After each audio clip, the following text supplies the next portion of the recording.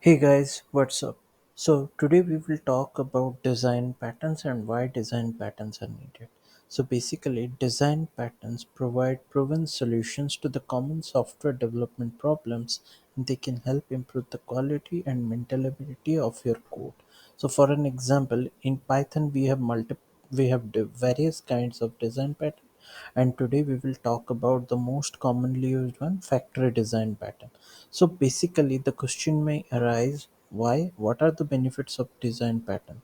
So basically there are some of the features of design pattern is like code reusability, maintainability, scalability, and then we have flexibility, and we can also follow best practices. Now coming to the factory design pattern, which we are going to discuss today. So this factory design pattern is a kind of creational pattern that provides a way to create objects without specifying the exact class of the object that will be created. Instead, the factory method determines the type of the object to be created based on the input parameter and returns an object of the appropriate type.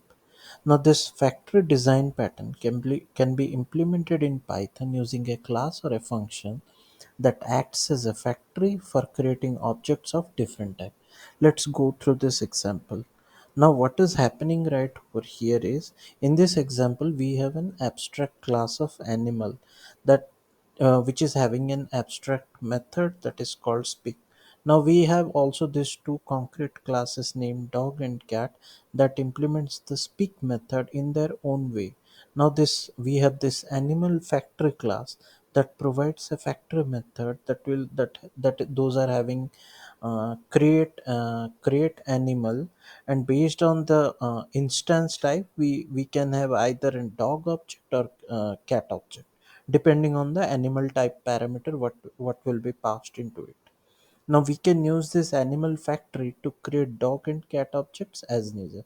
Now what will happen is this allows us to create objects of different types without having to worry about the details of their implementation, and it also makes our code more modular and maintainable. So as you can see here, we are creating an object of animal factory class. Now if we are calling the create animal by passing dog, then the dog type of instance will be written, else the cat type of instance will be written. Though this is how we can implement a factory design pattern. Thank you.